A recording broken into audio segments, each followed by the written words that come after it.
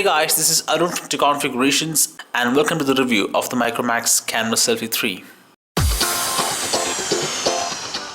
As the name suggests, the Micromax Canva Selfie 3 is a selfie-focused smartphone, and hence the Micromax has focused more on the camera department than anything else. Coming back to the design aspect of the Canva Selfie 3, Micromax has provided a full plastic build with Gorilla Glass protection. The front panel sports a 4.8-inch AMOLED display with 8-megapixel primary camera, speaker grill and LED flash at the top, while there is no physical capacity buttons at the bottom since they are integrated into the display itself.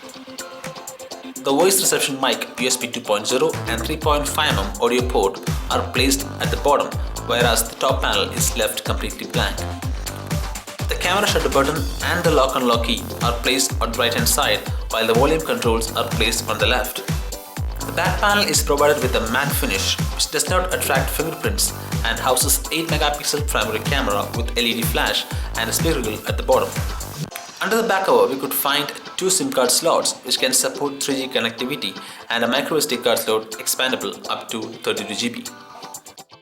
Coming to the user interface, the Canva Selfie runs on Android 5.0 Lollipop with little customization.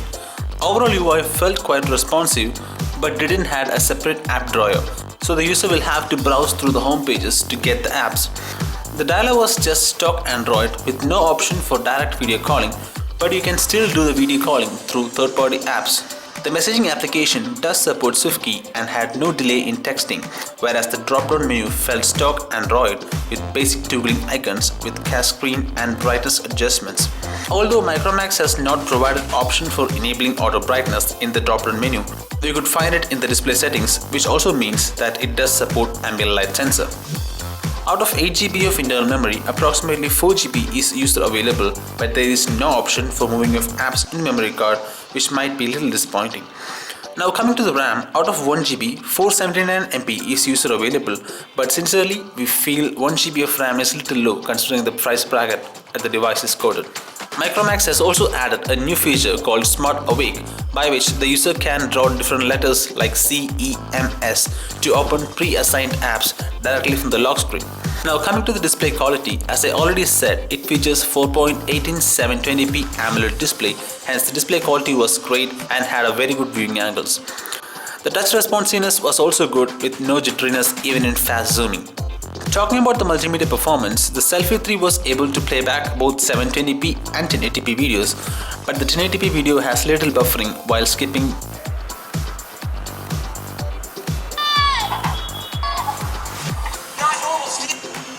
I think we just found a transformer. Where is it?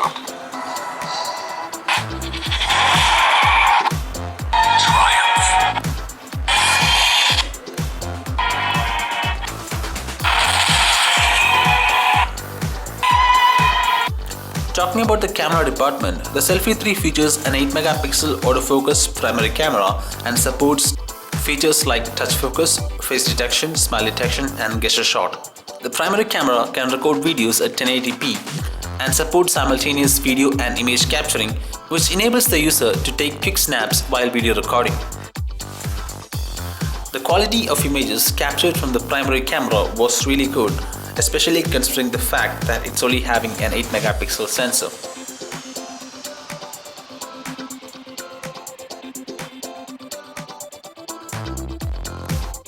Now coming to the secondary camera, the Selfie 3 is equipped with 8-megapixel fixed focus secondary camera with LED flash. Even if the secondary camera doesn't support touch focus, it does support face detection and modes like beautification, wide-angle selfie. The front camera also supports 1080p video recording, and the quality of images were really great comparing to other devices in this price range.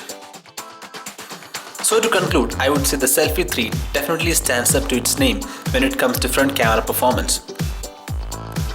Coming to the performance aspect of the Selfie 3, it is equipped with MediaTek 6582 chipset with Mali 400 GPU and scored 19,719 in AnTuTu. So it's definitely not the best performance smartphone in this price range, while in the stability test, the highest core temperature recorded was 38 degrees, which also means there won't be any heating issue on this device.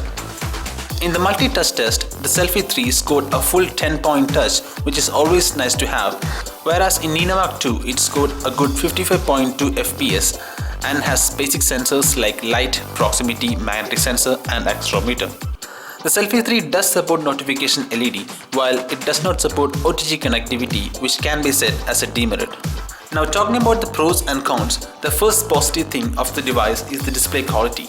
As I already said, it features a 4.8-inch Super AMOLED display, which was really good in terms of display quality and the viewing angles.